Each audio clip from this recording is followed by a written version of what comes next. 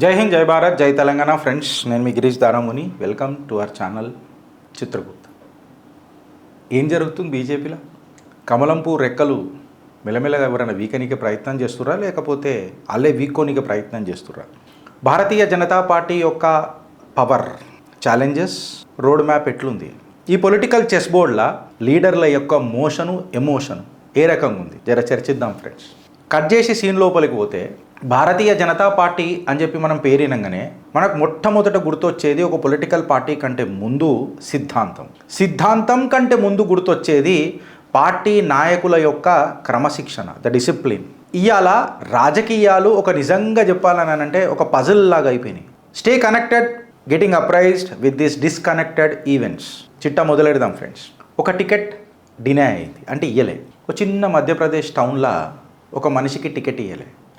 రాత్రి పెద్ద పంచాయతీ, రోడ్ల మీద ధర్నా. పాట్నాలో ఒక పెద్ద ప్రొటెస్ట్. సడన్గా ముంబైలో తొంగి చూస్తే ఒక బ్యాక్ ఛానల్ మీటింగ్. ఇంకా జర చీల్చి చెండాడితే అయోధ్యలో donation box scam. Madhya Pradesh, Bihar, Mumbai and Ayodhya. అక్కడైతే ఏం చేస్తున్నావు అని చెప్పి గిరీష్ నువ్వు మాట్లాడుతున్నావు అనంటే, ఈ పీసెస్ మీకు అక్కడక్కడ కనిపిస్తున్నాయి, కాకపోతే జుడాంచి చూస్తే సంథింగ్ లార్జర్ కనిపిస్తున్నాయి. క్రైసిస్ ఆఫ్ డిసిప్లిన్ కనబడుతున్నది భారతీయ జనతా పార్టీలో. The problem is the India's most disciplined political machine ఇయ్యాల ఇండిసిప్లిన్లకు ఎట్లా పోతున్నది? పెద్దలు పెద్దరికం మరషిన్రా అననే ప్రశ్న మొదలవుతుంది. ఇవి ఒక 5 సంఘటనలు ఉండొచ్చు, 4 రాష్ట్రాల నుంచి, వివిధ క్షేత్రాల నుంచి. బట్ కోయిన్సిడెన్సెస్, ప్యాటర్న్స్ ఒకటే. ఏందనంటే, భారతీయ జనతా పార్టీకి ఆన్సర్ ఉందా? ఇప్పుడు ఈ డాట్లను కనెక్ట్ చేసే ప్రయత్నం చేద్దాం.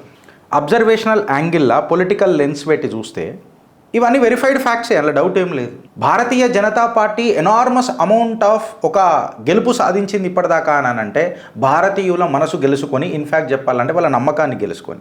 ఎప్పుడైతే ఇట్లాంటి ఆరోపణలు కంప్లీట్గా తామరాకుల మీద తామర పువ్వు తేలాలి కానీ ఆరోపణలు తేలుడు మొదలైతే చూడు, అప్పుడు మొదలవుతుంది అసలైన సిసలైన స్పెక్యులేషన్. మళ్ళీ ఈ speculations, established facts and all those things. Stay tune with Chitragupt. ఇప్పుడు డిస్కస్ చేద్దాం డీటెయిల్గా. మధ్యప్రదేశ్లో ఒక టికెట్ పంచాయతీ. Former minister Narottam Mishra BJP ticket ఇవ్వలే. ఆయన బదులు అశుతోష్ తివారీకి ఇచ్చిండ్రు. సపోర్టర్స్ మొత్తం నేషనల్ హైవే 44ని ప్రొటెస్ట్లతో నింపేసిర్రు. కరెక్ట్గా చెప్తే స్లోగన్లు రేజ్ చేసిండ్రు. ఆఫీస్ బేరర్లు రాజీనామా చేసిండ్రు. మిశ్రా తనను తీసేసిన క్వశ్చన్ని, డెసిషన్ని ఛాలెంజ్ చేసిండు. మళ్ళా సీనియర్ లీడర్స్ దీన్ని ఏడుదాకా తీసుకొని పోయినారు. ఇన్ఫ్యాక్ట్ చెప్పాలనంటే ఈ పంచాయతీ మొత్తం ఏడుదాకా తీసుకోపోయారు అంటే అమిత్ షా వర్సెస్ పృథ్వీరాజ్ చౌహాన్ ఆడదాకా తీసుకొని పోయినారు. నిజంగా జరిగిందా లేదా భగవంతుడు ఎరక. బట్ ఆ సోషల్ మీడియా సర్కిళ్ళల్లో మాత్రం దీన్ని అట్లా తీసుకొని పోయినారు. తివారీకి ఏమో ఆర్ఎస్ఎస్ బ్యాక్డ్ క్యాండిడేట్, షా క్యాంప్కి సీదా డైరెక్ట్ విరుద్ధం, ఎక్సెట్రా ఓ సోషల్ మీడియాలో మామూలుగా మాట్లాడలే. ఇప్పుడు జర బీహార్ బంకిపూర్ కాడికి మనం వస్తే, Abhishek Kumar Sinha with Neeraj Kumar Sinha the last moment panchayat. ఈ పంచాయతీలో నితిన్ నబీన్ గారికి ఇంకా సెంట్రల్ లీడర్షిప్కి జర వాగ్వాదం జరిగింది అనేది ఒక ఆరోపణ. భగవంతుడు దయవలేదు ఆరోపణగా ఉంటేనే బాగుంటుంది. ప్రశాంత్ కిషోర్ ఎంటర్ అవుతున్న ఈ రాజకీయ కంటెస్ట్లో ఒక 3-way బ్యాటిల్ ఉందని చెప్పి పంచాయతీ నడిచింది. నితిన్ నబీన్ గారిని నాకు తెలిసి మొన్న అయింది ఆయన అధ్యక్షుడు, ఆయనని లాగిండ్రు. మహారాష్ట్ర కాడికి వస్తే తావ్డే వర్సెస్ పాటిల్. వినోద్ తావ్డే గారికి, దేవేంద్ర ఫడ్నవీస్ గారికి పంచాయతీ ఉందని ఎప్పటి నుంచో మాట్లాడుతూ ఉంటారు, అక్కడక్కడ మాట్లాడుతూనే ఉంటారు. వినోద్ తావ్డే గారు పోయి డైరెక్ట్ ఎన్సీపీ అధినేత శరద్ పవార్ గారితో ఒక సీక్రెట్ మీటింగ్ చేసిండు.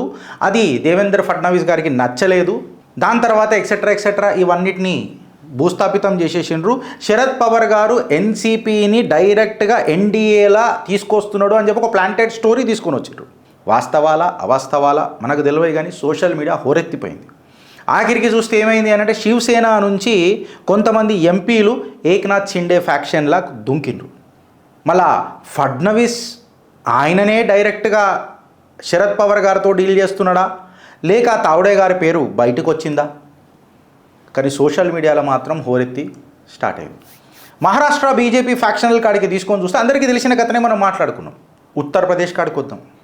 శ్రీరాముల వారికి వేసిన చందాల చోరీ, donation box theft. Donation box ఏదైతే చోరీ, రామ్ మందిర్లు ఏదైతే ఆరోపణలు ఎదుర్కొన్నారు కదా, సీదా యోగి ఆదిత్యనాథ్ గారి చరిష్మాకే మచ్చ తీసుకొని వచ్చింది. ఎస్ఐటీ పెట్టి ఎవరిని వదలమని అన్నాం. అందులో మళ్ళీ ఒక నాయకుడు లేచి అసలు తెలుగుండి మాట్లాడతాడా, తెలుగు లేకుండా మాట్లాడతాడా, మళ్ళీ ట్రస్ట్ మెంబరా, ఏం నాయకుడా నాకు అర్థం కాదు. కానీ ఆయన ఏం మాట్లాడతాడంటే ఎవరైతే భక్తులు ధర్మంగా సమర్పించినరో అవి రాముల వారికి ముట్టినాయి, ఏదైతే అధర్మంగా సమర్పించినరో అవి దొంగలు ఎత్తుకపోయారు. మళ్ళీ నిన్నెందుకు ఎత్తుకపోలే? యోగి ఆదిత్యనాథ్ గారి రాజకీయాలకు మచ్చ తీసుకొచ్చే ప్రయత్నం చేస్తారు. Powerful people and who are getting protected is a question of big debate. And the speculations Bharatiya Janata Party ఎంత అనుకున్నా ఆపలేకపోతుంది. ఉత్తరాఖండ్ బద్రీనాథ్ అక్కడ కూడా డొనేషన్ బాక్స్, అక్కడ కూడా చందా చోరీ అని చెప్పి కనిపించింది. దాని మీద కూడా ఒక పెద్ద ఎంక్వైరీ జరిగింది. ఒక అత్యంత disciplined political machine Bharatiya Janata పార్టీలో ఈ డిసిప్లిన్ క్రైసిస్ ఎందుకు వచ్చింది, లీడర్షిప్ వాక్యూమ్ ఎందుకు వస్తున్నది అన్నది ఒక పెద్ద ప్రశ్న. ఇది భారతీయ జనతా పార్టీకి చాలా రేర్ ఫ్రెండ్స్. ఎందుకనంటే అక్కడ భారతీయ జనతా పార్టీలో మీరు అబ్జర్వ్ చేసి చూస్తే టాప్ డౌన్ క్యాండిడేట్ సెలెక్షన్ ఉంటుంది. నిర్ణయించిండ్రు, ఆచరించిండ్రు. సో సడన్గా మధ్యప్రదేశ్లో జరిగిన రోడ్ బ్లాకేజ్లు, బంకీపూర్లో జరిగిన లాస్ట్ మూమెంట్ టికెట్ స్వాపింగ్లు, ఇవన్నీ రియల్, ఇవన్నీ రీసెంట్. ఇది పాయింట్ టు పాయింట్ ఫ్రిక్షన్ చూపిస్తున్నాయి. క్యాండిడేట్లను ఎట్లా సెలెక్ట్ చేస్తుర్రు, ఎట్లా కమ్యూనికేట్ చేస్తుర్రు, హైకమాండ్తో ఎట్లా విభేదిస్తున్నారు. ఇక్కడ ఎస్టాబ్లిష్ చేయాల్సిన ఏం లేవు. కాకపోతే మళ్ళీ రూమర్స్ ఏంది అని అనేది మనం ఎస్టాబ్లిష్ చేయాలి. సో మనకు తెలియదు కాబట్టి మనం రూమర్స్ అనే మాట్లాడాలి. సోషల్ మీడియాలో ఎవడైనా ఏమైనా మాట్లాడతారు కదా. But at the end of the day perception is reality. అభిప్రాయం అనేది ఒకటి ఎస్టాబ్లిష్ అవుతున్నది. ఒక పొలిటికల్ నరేటివ్ ప్రజలకు పోతున్నది. And before it becomes a reality, ఈ పర్సెప్షన్ పెద్దగా కాకుండా, ఒక క్యాన్సర్ కాకుండా దీన్ని ముందే యాంప్యూటేట్ చేయగలుగుతారా, కట్ చేయగలుగుతారా అనేది ఒక పెద్ద క్వశ్చన్. ఇదంతా జరుగుతుంటుంటే రఫ్లీ మన లీడర్ ఆఫ్ ది అపోజిషన్ మన రాహుల్ బాబా 3 వారాల పాటు పోతాడు. పార్లమెంట్ సమావేశాల ముంగటనే ఆయనకి యాద్ వస్తుంది. ఇది పోగానే ఆయన ఎక్కడెక్కడనైతే ప్రోగ్రాంలు చేస్తాడో కంప్లీట్గా అక్కడక్కడ ప్రోగ్రాంలు ఆపేస్తారు. అంటే రాహుల్ గాంధీ లేకపోతే ప్రోగ్రాంలు జరిగాయి కాంగ్రెస్లో. అంటే ఎసుంటి లీడర్ ఆఫ్ ది అపోజిషన్ని గెలిపించుకున్నాం మనం చూడండి. సరే నీకు ఏదైనా ఆల్టర్నేటివ్ ఉన్నదా, నేను బీజేపీని విమర్శిస్తా అని చెప్పి మాట్లాడితే మళ్ళీ కాంగ్రెస్ సమర్థవంతంగా ముంగటికి పోతున్నదా? పోనీ రాహుల్ గాంధీ మీ కమెంట్ రూపంలో చెప్పుర్రి, ప్రధానమంత్రి పదవికి అర్హుడా? మీకు అర్థమవుతుంది కదా. నిజంగానే ఇంత సమర్థవంతంగా దేశ రాజకీయాలను ముంగటికి తీసుకోగలుగుతాడా? పోనీ కాంగ్రెస్ పార్టీని కంట్రోల్ ఏదైతే నాయకుడు లీడర్ ఆఫ్ ది అపోజిషన్ పార్టీల ఉండి, is the leader of the opposition is called as an LOP, right? ఎల్ఓపీలు ఉండి పార్లమెంట్ సమావేశాల కంటే కొన్ని రోజుల ముందు బయటికి పోయి ఏం పేపర్లు పట్టుకొని వచ్చుకుంటాడు, తర్వాత ఏం మాట్లాడుతాడు అనేది ఒక పెద్ద ఉట్కంట. నాకు తెలిసి పార్లమెంట్ స్టార్ట్ అయింది, రాహుల్ గాంధీ మాట్లాడిందంటే కంటెంట్. ఎందుకంటే రాహుల్ గాంధీ మాట్లాడిన తర్వాత ఆ మజభ్య ఇక మజానే అలాగే ఉంటుంది, ఖచ్చితంగా అలాగే ఉంటుంది. కాబట్టి ఖచ్చితంగా రోజు పొద్దున రావాల్సి వస్తుంది చిత్రగుప్తులప్పుడు. సో ఈ డీటెయిల్డ్ ఎక్స్ప్లెనేషన్ ప్రజాపక్షాన ఎవడున్నాడు అనేది ఒక పెద్ద క్వశ్చన్ అయిపోయింది. అలా పెద్ద క్వశ్చన్ అయిపోయింది. మళ్ళీ అంత డిసిప్లిన్ పార్టీకి కూడా ఇవాళ ఎందుకు ఆ వ్యాక్యూమ్ వస్తున్నది అని అనేది అర్థమవుతలేదు. అత్యంత పవిత్ర పావనమైన అయోధ్య రామ మందిరం ఇంకా బద్రీనాథ్లా సిట్ ఎందుకు పెట్టాల్సి వచ్చింది?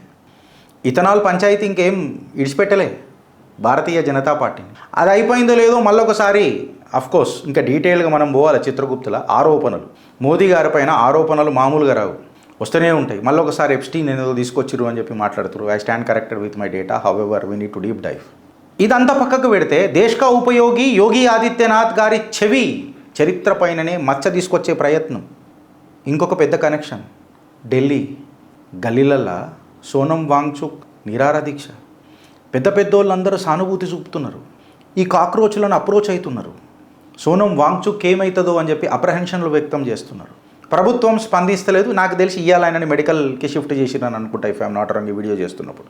మళ్ళీ ఇవన్నీ జరుగుతున్నప్పుడు మా యువ నాయకుడు, మా హోపు, మా నమ్మకం, మా నిమ్మకాయ, సి విటమిన్ కదా నిమ్మకాయ అంటే, మా రాహుల్ గాంధీ గారు కూడా లేకపోయి చెప్పుకుందామంటే ఎవరికి చెప్పుకునేది, ఏం మాట్లాడేది?